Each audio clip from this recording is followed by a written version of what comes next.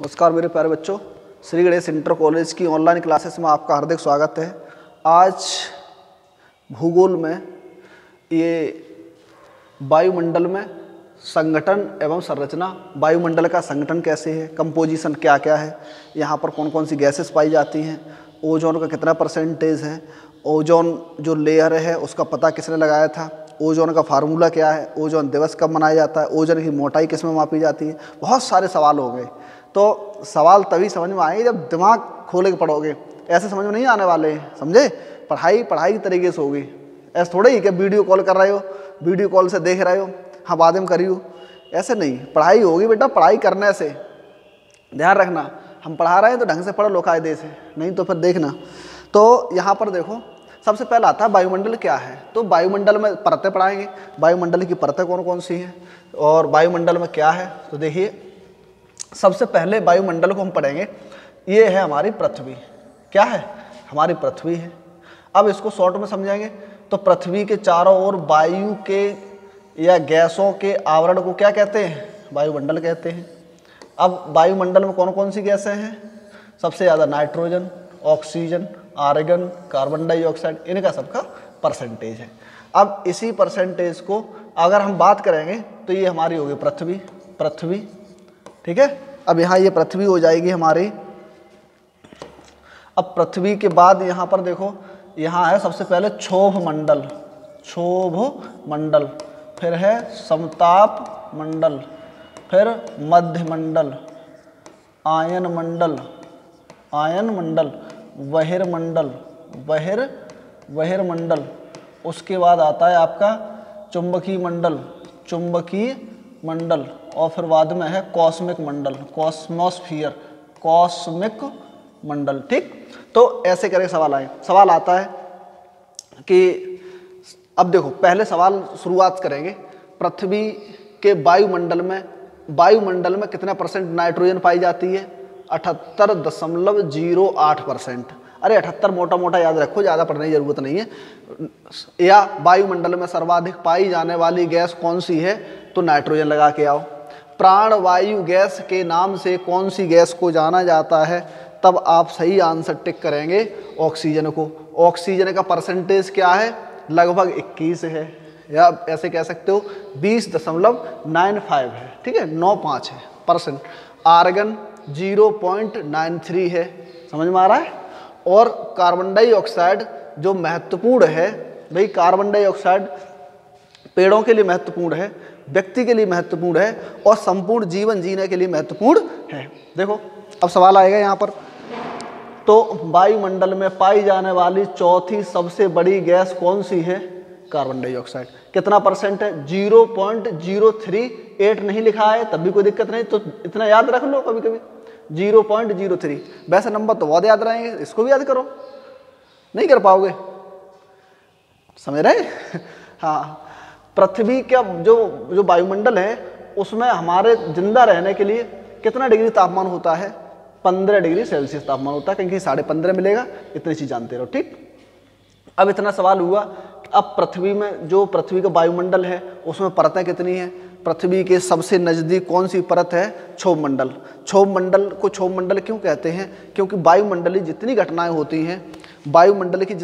होती हैं वो सब के सब क्षोभ मंडल में होती हैं, चाहे वो धुआं, धक्कड़, आंधी, तूफान, कोहरा, कुहासा, धुंध, पाला, ओस, तुषार, सब कहाँ होंगे, क्षोभ मंडल में, अर्थात डिस्टर्बेंस होता है यहाँ पर। इसीलिए क्षोभ मंडल को क्षोभ मंडल कहते हैं, ट्रोपोस्फियर कहते हैं, ठीक है, इतना भी जानते रहो। और स्ट्रेटोस्फियर समताप मंडल है, ठीक है।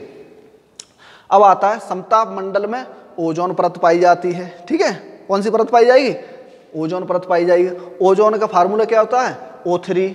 ऑक्सीजन का जिसमें एक कण ज़्यादा हो वही क्या बन जाती है, वही ओजोन बन जाती है।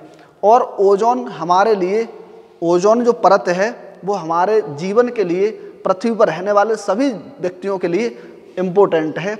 इसके बिना हम लोग जीवन की कल्पना नहीं कर सकते हैं। अगर करेंगे तो प्रत्येक व्यक्ति एकदम खजेला कुत्ता टाइप हो जाएगा, है कि नहीं, खजेला कुत्ता, समझ रहे हो, हाँ, एकदम खाज खुजली दाद सब हो जाएंगे उसको, ठीक। क्यों हो जाएंगे? अब हम इसको एक नए नक्शे में समझाते हैं। देखो देखो, ये है हमारी पृथ्वी। क्या ये हमारी पृथ्वी है, ये है, यहाँ मान लो ये पृथ्वी है, ये है सतह, और ये है समताप मंडल। क्या है? समताप मंडल है। और समताप मंडल, ये समताप मंडल है। ठीक है, कौन सा मंडल है? समताप मंडल। ये हमें खजाला होना चाहिए, खजाला न हो हम इसलिए। और ये है क्षोभ मंडल। कौन सा मंडल? क्षोभ मंडल। केवल यही दो पढ़ लो पहले, क्षोभ मंडल, ट्रोपोस्फियर।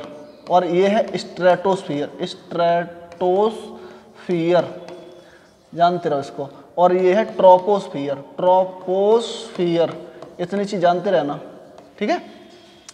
अब ये हमारी सतह है, सरफेस है। सरफेस, सरफेस का मतलब है सतह, ठीक। सतह, किसकी सतह? पृथ्वी की सतह, अर्थ सरफेस। तो और ये हमारे हैं सूर्य देवता। कौन से देवता? सूर्य देवता। ये अपने बहुत बड़ी टॉर्च ले बैठे हैं, अज्ञानो जलाए बैठे हैं। सूर्य देवता है कि नहीं? ये सन है। और जब ये टॉर्च जलाए बैठे, अज्ञानो जलाए बैठे, तो अपनी किरणें तो छोड़ेंगे ही। जब किरणें छोड़ेंगे तो यहाँ से क्या होगा? सूर्य से आने वाली जो किरणें हैं, जो किरणें आती हैं, वो आती हैं शॉर्ट वेव रेडिएशन। कैसे आती हैं? Short wave radiation. Short wave radiation का मतलब लघु तरंग विकिरण, लघु तरंग विकिरण, ठीक। अब इनमें क्या होता है? इनमें होती है पराबैंगनी किरणें होती हैं, अल्ट्रावायलेट रेज होती हैं। तो अल्ट्रावायलेट रेज को करती ओजोन परत करती है। ओजोन परत जो है उसको ऐसे करके ध्यान देखो, ये है। अब यहाँ से जितनी अल्ट्रावायलेट किरणें आएंगी उनको ये हमारा ओजोन परत एक छाता के रूप में इनको रोक देता है। और रोकने के बाद में अब जैसे पृथ्वी पर आ गई ये ओजोन परत की जो यहाँ पर मोटाई अगर कम हो जाए तो जो यूवी रेज हैं, यूवी रेज को मतलब हिंदी में इसको अल्ट्रावायलेट किरणें या पराबैंगनी किरणें भी कहते हैं। तो अगर यहाँ पर रह रहा है व्यक्ति, जानवर, तो व्यक्ति में त्वची कैंसर हो जाएगा, ये खाल हमारी खराब हो जाएगी, स्किन खराब हो जाएगी, ठीक। तो उसके बाद में अब यहाँ बचता है, अब यहाँ पर हम लोग डाल लेंगे ओजोन परत। देखो लिखते जाना, इसका शॉर्ट नोट्स बना लो। ओजोन परत, तो ओजोन परत का सन 1984 में पता किसने लगाया था? तो जोसेफ फरमन ने लगाया। पहला सवाल, जोसेफ फारमन कहीं की मिलेगा, कहीं की फरमन मिलेगा, तो जो जानो तो लिख लो, ठीक है। और उसके बाद ओजोन का फार्मूला क्या है? O3 है। ओजोन परत संरक्षण दिवस या ओजोन परत की मोटाई किस में मापी जाएगी? डॉप्सन में मापी जाएगी। इतने क्लियर हुआ? डॉप्सन में मापी जाएगी।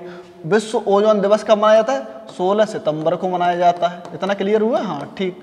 और यहाँ पर मॉन्ट्रियल प्रोटोकॉल हुआ था। मॉन्ट्रियल प्रोटोकॉल, मॉन्ट्रियल एक जगह है कनाडा में, तो 1987 में हुआ था। ये सवाल आया 1987 में मॉन्ट्रियल प्रोटोकॉल हुआ।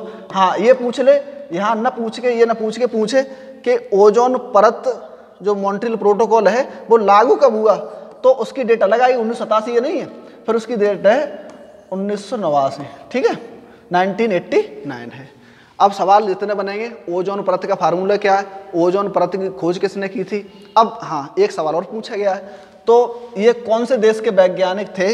ये जो है इंग्लैंड के वैज्ञानिक थे, ठीक है, या ब्रिटिश वैज्ञानिक थे जिन्होंने खोज की थी ओजोन परत क्षरण की। वो कहाँ के वैज्ञानिक थे? ब्रिटिश। कहाँ पर खोजा था ये भी पूछ ले तो आप इसका टिक करोगे।